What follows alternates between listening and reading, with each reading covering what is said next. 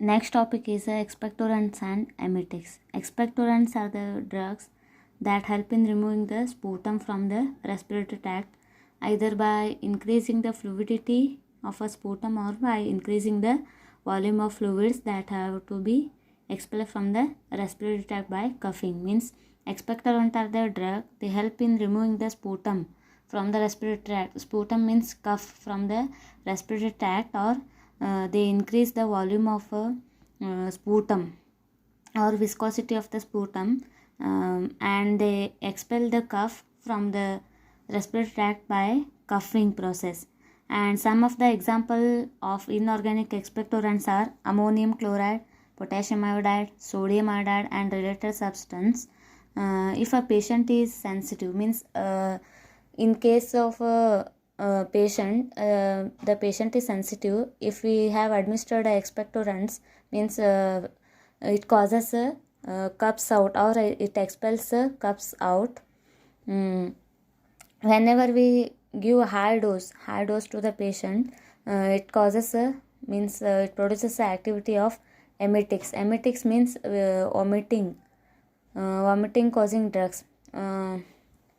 Some of the examples, so that and there are two types of the according to the mechanism of action, they are classified as a sedative type and stimulant type. Sedative types are expectorants, they cause a stomach irritation, means they irritate the stomach and expels the cough out.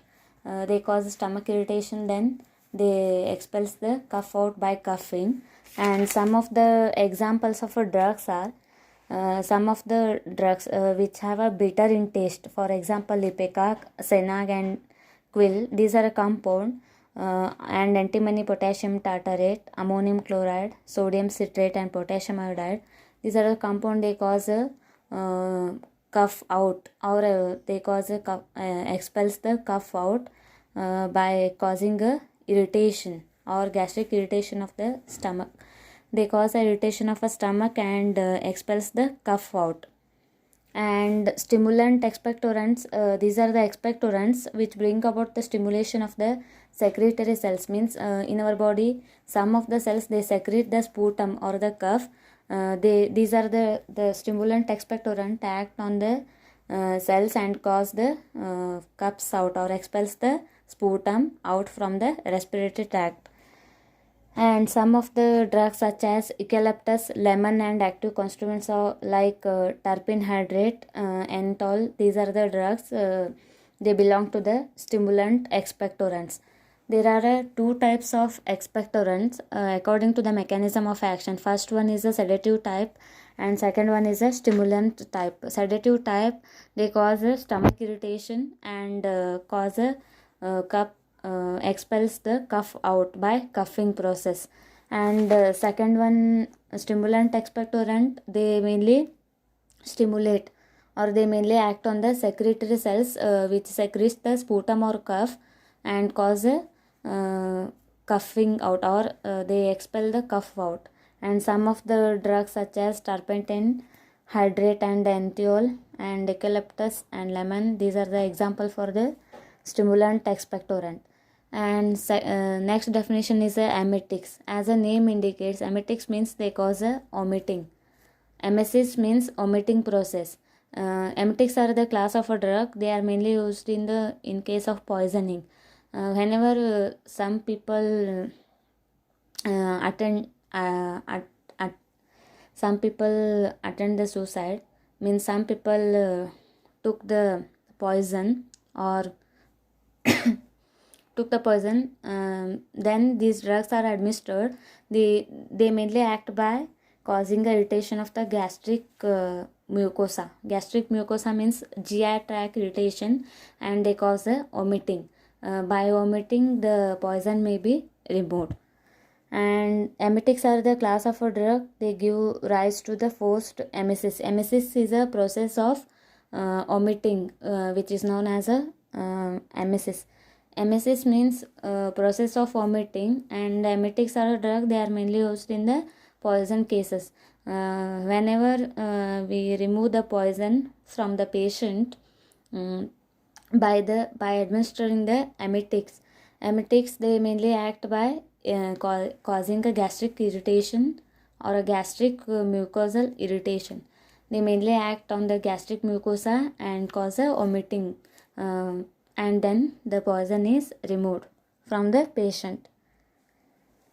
And in this means in this class of drug, expectorants, they expels the cough out, means they expels the sputum out by coughing process, and emetics means they cause a vomiting.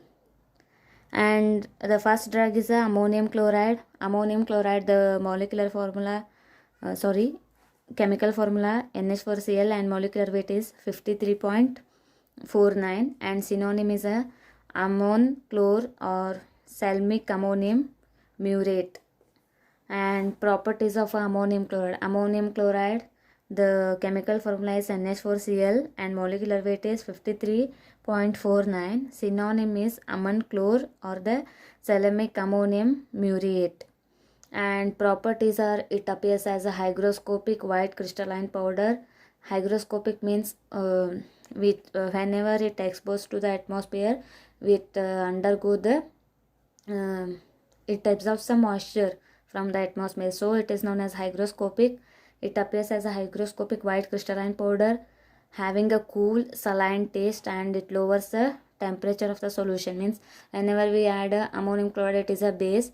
Whenever it is added to the acid, it lowers the temperature of the solution. And when it dissolved in a water, it is soluble in water and alcohol and glycerin. And ammonium chloride is a saline expectorant. Saline expectorant means the drug is administered in saline and gives to the patient by IV.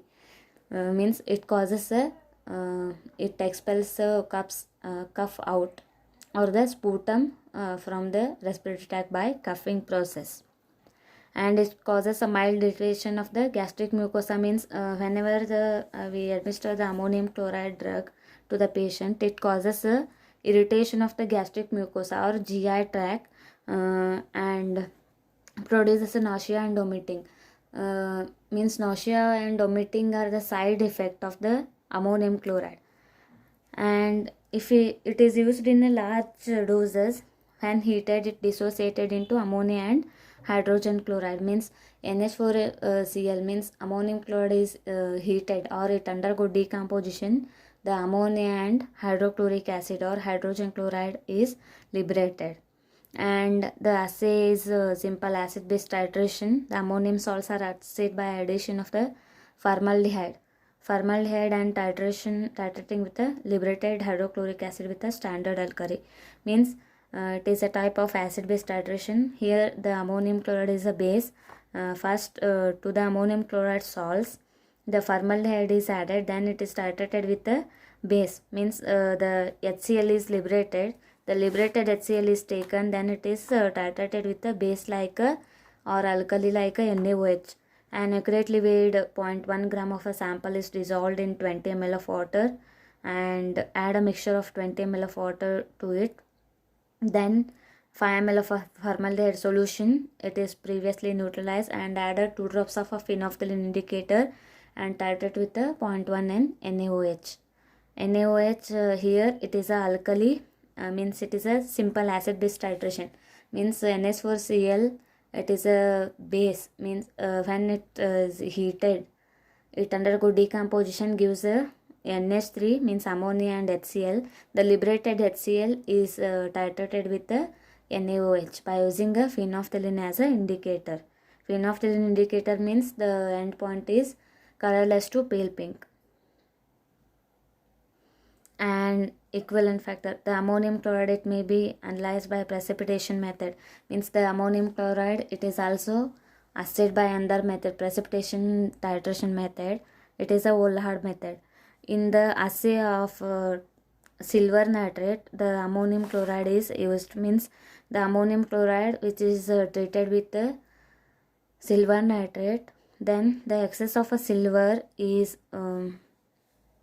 the excess of silver nitrate solution is added to the ammonium chloride, and the residual silver nitrate is determining by titrating with the standard ammonium thiocyanate using a ferric ammonium sulfate as indicator, means the silver nitrate solution is added to the ammonium chloride NH4Cl, means excess of the silver nitrate is added, then the excess of silver nitrate or the residual silver nitrate is titrated with the ammonium thiocyanate using a ferrous sulfate as indicator. Here the nitrobenzene is also added. Nitrobenzene is added before the titration, means it forms a layer around the AgCl, means AgCl is formed here, means ammonium thiocyanate. After the reaction, a layer is formed, means the red color is produced, blood red color is produced at the end point. It is about the Olhard method.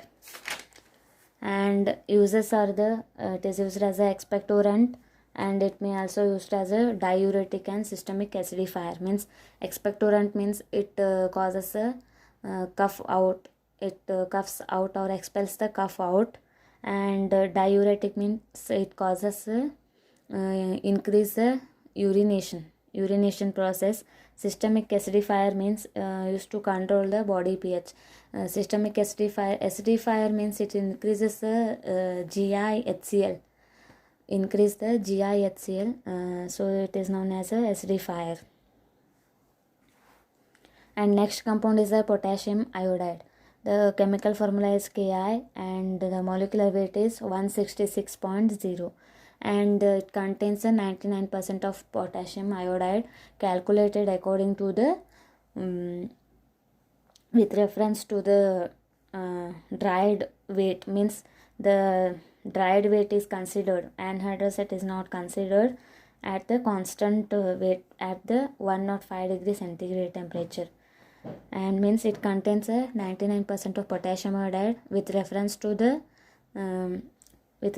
substance dried at a constant weight, means up to constant weight it is dried in the oven for 105 degree centigrade.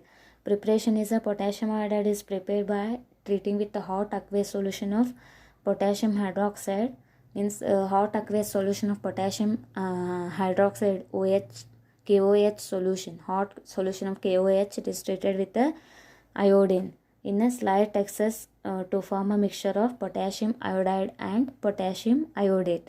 Means whenever the hot solution of a KOH, aqueous hot solution of a KOH is treated with a potassium iodide, there is a liberation of the potassium iodate as well as potassium iodide. Means first the potassium hydroxide is taken, hot solution of potassium hydroxide is taken, then the iodine is mixed, the iodine solution is mixed to that, there is a formation of potassium iodide, Ki is produced with the formation of potassium iodate. And another method is after the formation of potassium iodide, the solution is concentrated and the solution is treated with the charcoal powder to remove the and evaporated to the dryness. The charcoal which reduces the or a carbon reduces the iodated to utilizing this total iodine, means the iodate content is reduced here. And another method is potassium iodide is also prepared from the ferrous ferric iodide. Ferrous ferric iodide is boiled, then the potassium carbonate solution and it is filtered. The filtrate is then evaporated to dryness. The residue is again extracted with the water and recrystallized. Means the ferrous ferric iodide is first it is treated with the potassium iodide, means the Fe ferric iodide which is treated with the iodine, then it is boiled, and the potassium carbonate boiled with the potassium carbonate solution, and it is filtered. The filter solution which is evaporated to dryness and dried and extracted with the water and recrystallized. Properties are it occurs as a colorless, transparent, or some white opaque crystals or a white granular powder. Means the colorless or the opaque crystal or a granular powder, odorless and slightly bitter taste. Due to the content of iodine, it has a slight bitter taste and soluble in water, glycerin as well as alcohol and acetone. The properties are colorless, opaque white crystals or a white granular powder, and odorless, and it has a slight bitter taste. The bitter taste is due to the presence of potassium as well as iodine, and it is soluble in water, alcohol, acetone, and glycerin. And it is tested for purity, means the heavy metals, loss on drying, alkalinity, and sulfate, and chloride. Means these are a test for purity. Means it is for tested for loss on drying whenever we heat the compound at a constant weight in a 105 degrees centigrade in a hot air oven. It is known as loss on drying. After the drying, what is the weight? What is the weight of the compound? Means whenever we heat the compound in 105 degrees centigrade in a hot air oven at a constant weight, after the drying compound, what is the loss? Means the moisture, after a removal of the moisture content, the weight is considered, and that is tested for cyanide, heavy metals, and sulfate and alkalinity. And assay is a 0.5 gram of a potassium iodide is dissolved in 50 ml of water. To it add a 15 ml of HCl and treated with a solution of potassium cyanide. Means first you should take a 0.5 gram of potassium iodide. It dissolves in 50 ml of water. Add 15 ml of HCl. Then it is treated with the potassium cyanide solution to maintain the temperature at 15 degrees centigrade. Then it is saturated with the potassium iodide solution until a dark brown color solution become pale yellow. Means it is a type of iodometric titration. After the preparation of sample, the solution is kept in a dark place, and the brown color solution, it turns, after addition of HCl, it turns into pale yellow. Then add a 5 ml of star solution to it and titrate slowly. Means whenever we the star solution is added at the middle, means the starting the star solution, it is not added middle. After the addition of star solution, the pale yellow color turns to the dark blue. The blue color changes to the colorless at the end point. And storage is stored in a well closed container because the iodine easily evaporated, and it is used as an expectorant and as a source of iodine, and it is also used in the goiter treatment because it contains iodine, and it also used in antifungal therapy as well as a veterinary practice. Antifungal therapy means the infection which is caused by the fungus, so that it is also used as an antifungal agent. First one is it used as an expectorant and source of iodine. Due to the source of iodine, it is used in a goiter. Goiter is a thyroid related disorder. Due to the lack of iodine, the goiter occurs, and it is also used in a antifungal therapy. The infection which is caused by the fungus is treated by the potassium iodide as well as used in a veterinary practice. And next compound is a antimony potassium tartarate. The name is very long, and chemical formula is C4H4O7 and SBK 1/2H2O. And the preparation is very easy. It is a mixture of 5 parts of a antimony trioxide. Means we can take the 5 parts of the antimony trioxide is taken. It is mixed with the 6 part of a potassium acid tartarate. 6 part of a potassium acid tartarate is mixed with the 5 part of a antimony trioxide. Antimony trioxide 5 part is taken and 6 part of a potassium acid tartarate is mixed. Then make a fine paste. Then the paste is kept aside for a day.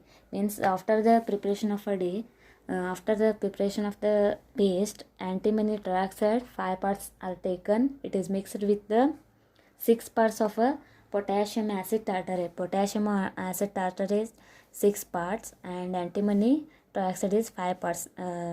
Make a fine paste, and the fine paste is keep aside for a day, and then after the 1 day it is then boiled with the water for 15 minutes. To that paste you should add a water and boil with the water for 15 minutes, and with the constant stirring.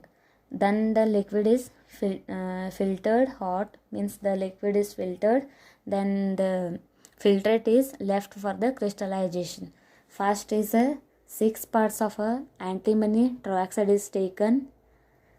5 parts of antimony trioxide is taken and 6 part of potassium acid tartrate is mixed. Make a fine paste and kept aside for 1 day. Then after 1 day, you should add a small quantity of water, boil it and filter the solution. With the concentrating you should boil. Then the filtrate is again left for the crystallization. The crystals after the filtration they are collected. These crystals are known as antimony potassium tartrate crystals, and they are dried at atmospheric pressure. It is a preparation. It occurs as a colorless, odorless, having a sweetish taste. Means the antimony potassium crystals are colorless, odorless, having a sweet taste. And on exposure to the air, the crystals are efflorescens. Means the crystals are efflorescens and soluble in water, insoluble in alcohol. Means the antimony potassium tartrate. These are the colorless crystal, odorless, has a sweet taste, and soluble in water and insoluble in alcohol. These are the properties. And assay is an accurately weighed amount of 0.05 gram of a substance is dissolved in water, 50 ml of water. Then to this solution add a 2 gram of sodium bicarbonate, and it is then titrated with the N/10 iodine, means 0.1 N iodine, using the stars as a indicator. Means you should take a 0.05 gram of substance is dissolved in water. Antimony potassium tartrate is dissolved in 50 ml of water. To that add a 2 gram of sodium bicarbonate. Then it is titrated with the N/10 iodine. N/10 iodine, using the stars as a indicator. It is a type of iodometric titration, but the reaction is oxidation reduction type. Here the reaction is oxidation reduction type, means the antimony tartrate undergo oxidation reduction process.